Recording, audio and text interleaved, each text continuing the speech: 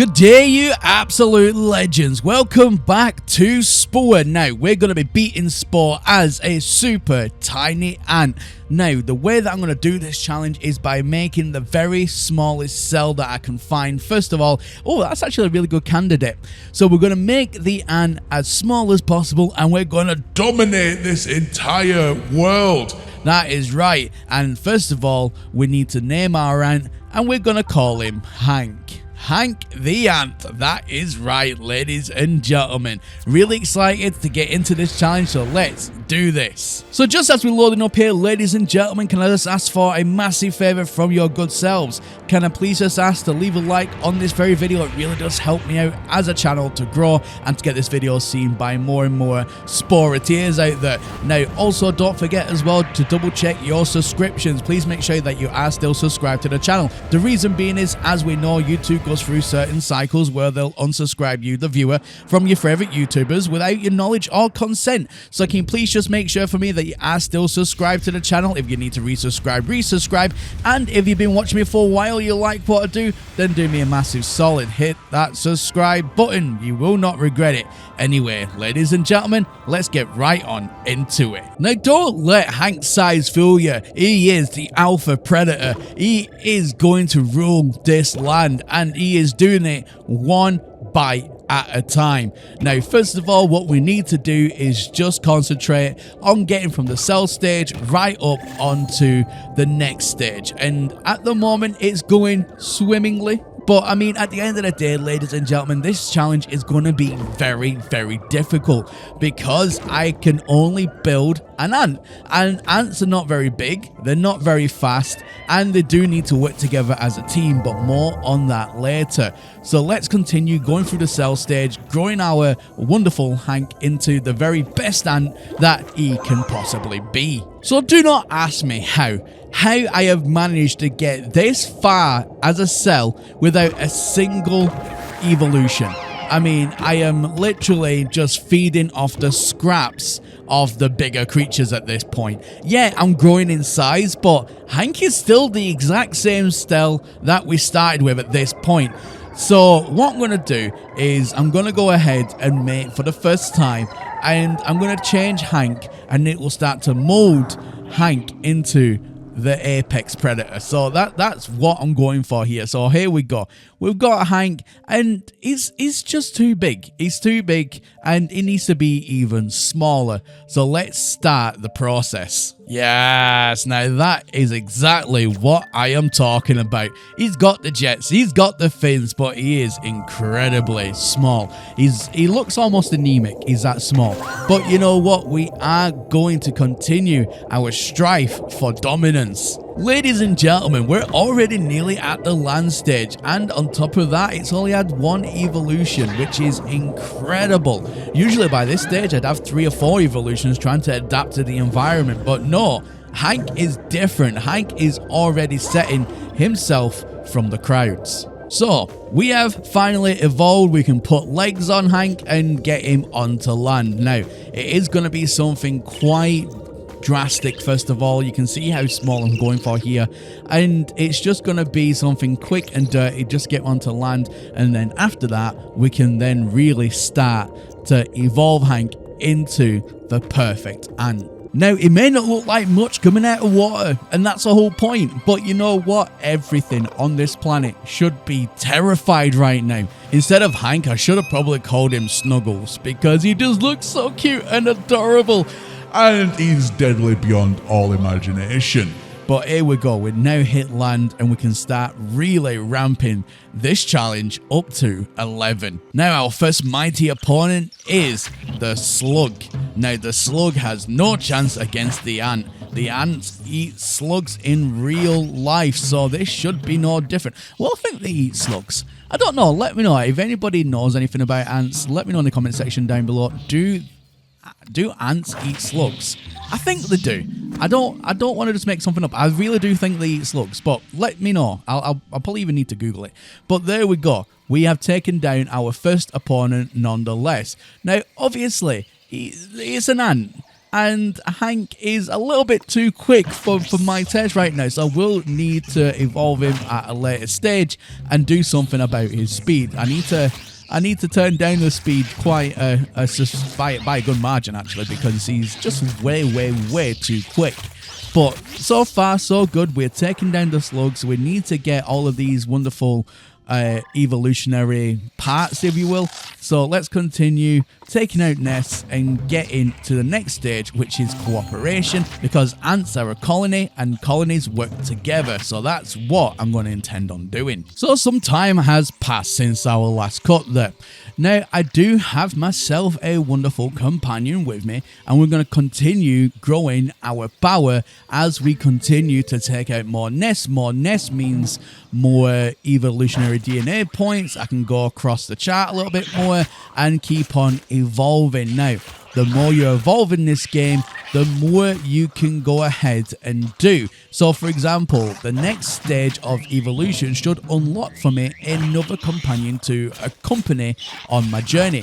Now, like I said, because ants work in colonies, they work together as a group to take over bigger prey. That's exactly the goal that I have in mind here. Now, with the dragon in the last episode that I did of Spore, we was pretty much just going in it as a lone wolf, because dragons usually work alone. In every film that you ever see, it's always a lone dragon, you know, holding the fort and just being absolutely a menace to society.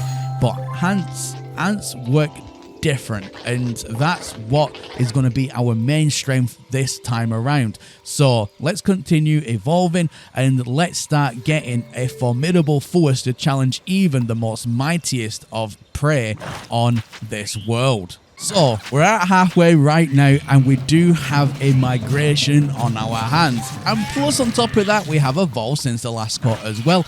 So that means I was able to recruit another anti-companion to help take on the bigger foes that we are now facing. Now, even though we are ants, we are still getting a little bigger in size. Now you can see I've made some changes as well in the evolutionary tract of the ant. Now, because we are getting bigger in size, we also need to take in consideration the challenge of we can't be too big, because, you know, we're ants, and I don't want these ants to become absolutely ginormous things when they need to be super tiny. So I will have to remodel them once again once I complete the migration phase, and then we can move on to being even smaller but more deadly. So smaller and deadly is definitely on the cards. But so far so good. We are just taking on every nest and eradicating every species we come across.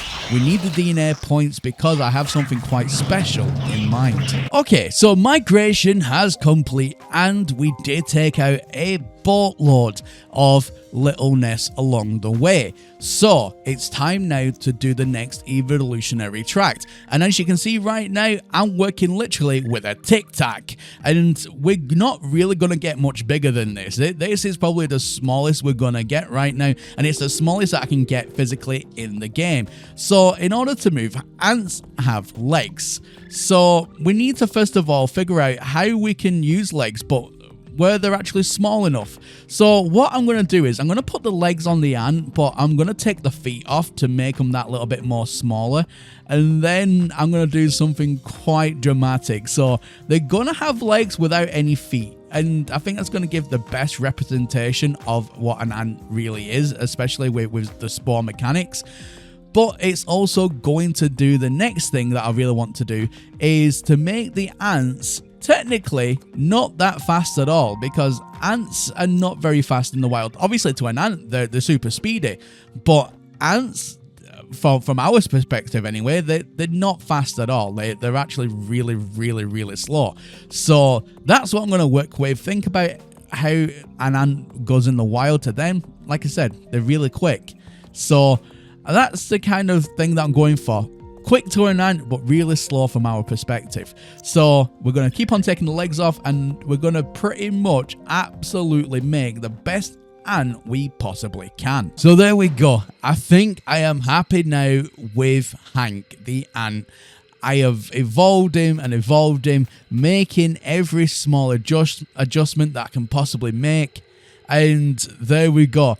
they're not quick at all. Like to an ant, this would be rapid, but like I said, this is the perfect balance in my mind between speed and form and function.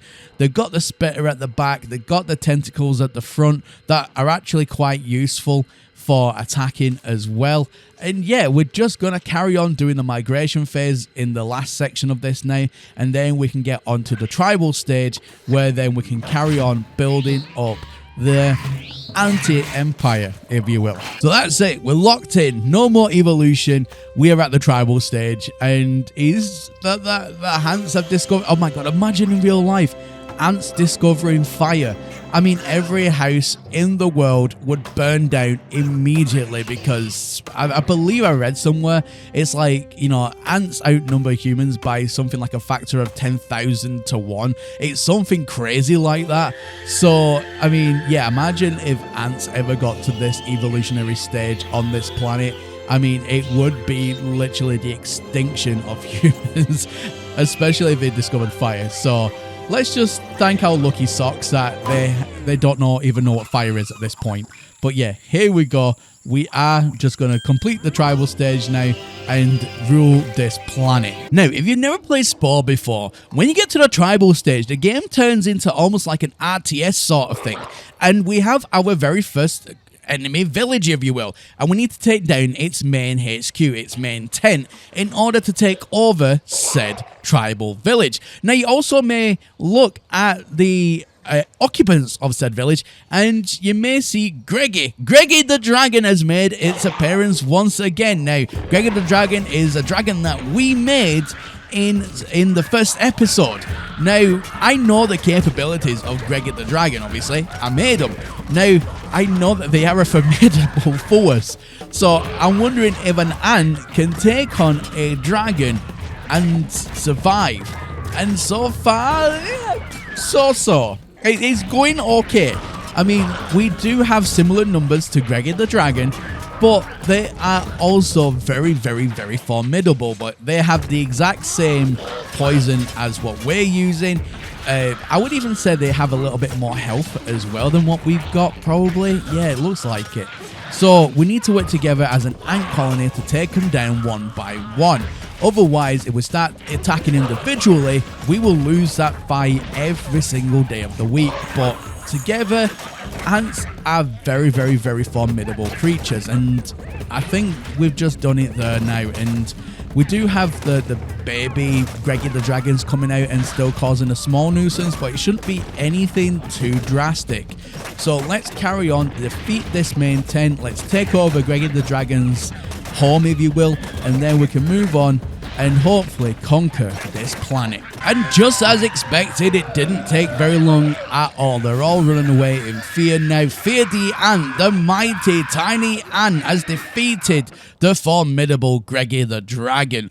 So that's our first little notch on the rope there. We've got our first little tomb, and now we can continue evolving our wonderful home.